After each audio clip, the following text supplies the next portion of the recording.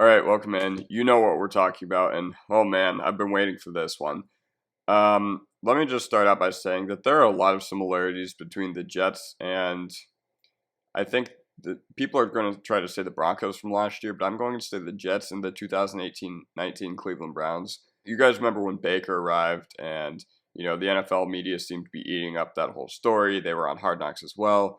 And I'm not here to say they'll flame out as hard because that was kind of a 2-year, flame out job. And while the Jets, for the most part, have always been decent until the past half decade, where they've been undoubtedly one of the worst teams in football, with the only team winning less games in that time span being the team they share a stadium with, they're still one of the most miserable NFL franchises. And this Jets team has not made the playoffs since 2010.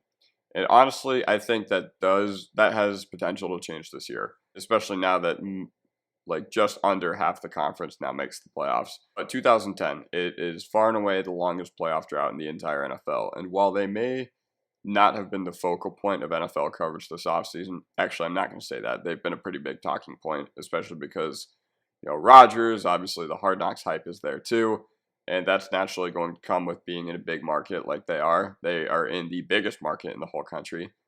But I'm not too sure about this Rodgers to the Jets thing. And they don't have any skill position players that are really difference makers at this point outside of Breece Hall and Garrett Wilson. And Breece Hall is coming off an ACL tear. First of all, look at who is coaching them. Now, obviously, Saleh is their coach, but who's running the offense? We don't really know how much of a hand Hackett actually had in running Green Bay in 2019, 2020, and 2021. We do know about who Hackett is when LaFleur is calling the plays in Green Bay. We do know about him as a head coach, and he was a historically bad head coach.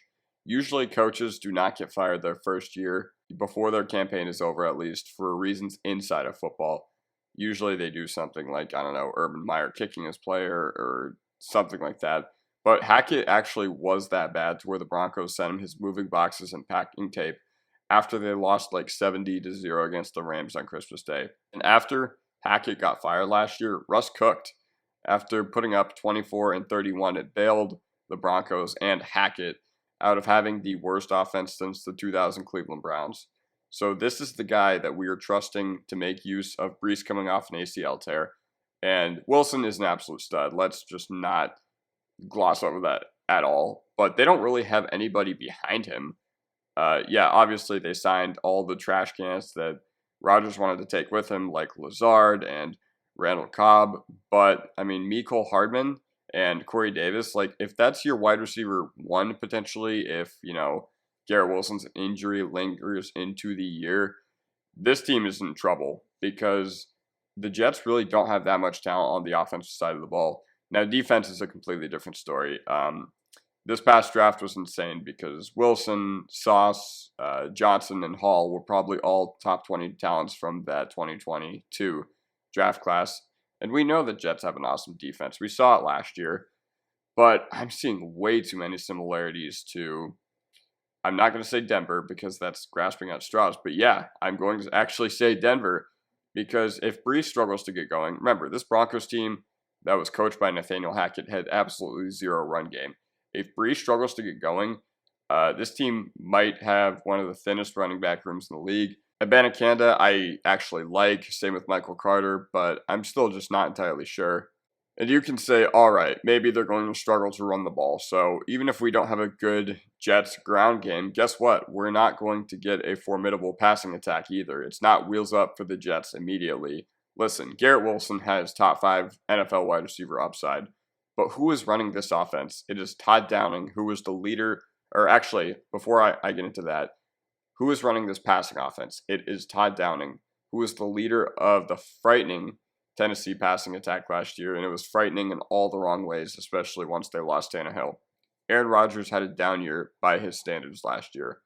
Part of this was the group of weapons was absolutely trash, and his thumb was messed up, but he took a lot of the same trash cans and brought them to New York. His 91 passer rating last year was significantly higher than 75, which is around the mark that Jets quarterbacks combine for. So it's not really out of the question that Rodgers could, in theory, win this team 3 or 4 more games. Absolutely not. But for the most part, I'm not really buying this whole Rodgers to the Jets thing. The division is still very, very tough, even though I don't think many people are buying Buffalo as a legit, like, actual contender anymore. But I'm still taking them to make the playoffs, if not win the division, even though I think the Dolphins are going to win the division. I'm definitely taking the Dolphins, who had one of the most formidable offenses in the league at one point this year, over the Jets.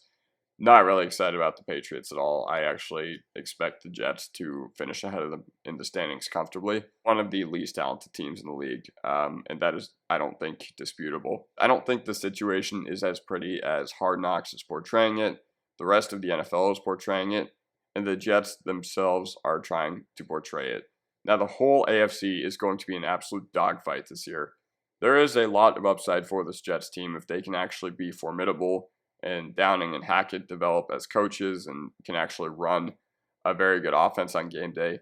But they have the fourth highest odds in the whole conference right now to win the AFC. And I'll take the Dolphins, Ravens, and Chargers over them, who are now behind them in odds. And I think all those three teams have a much better chance of winning the AFC than the Jets do. Aaron Rodgers is also almost 40, and nobody is talking about that for some reason. Salah also still really isn't proven as a head coach, even though I think he will end up panning out. I think, especially because he's a great defensive mind. But I think the Jets' success depends on how they play before their bye. They've got a really, really tough schedule, at least right out of the gate. And if they have a slow start, it'll be really hard to bounce back, especially with the nature of the AFC and how there's like 8 to 10 playoff caliber teams. But yeah, man, I just don't know about this whole Aaron Rodgers to the Jets thing. I just wanted to get this out there before the season began so that I can't just say it out of the blue like, "Oh, I told you so." And if this thing does end up working out, then kudos to them. I'll be cheering for them because the Jets are one of my top 5 favorite teams. But man, I'm just not entirely sure about this whole thing. I'm very, very bearish on the situation in general. Yeah, that's basically all I have to say about the whole matter, and I will see you guys next time. Peace.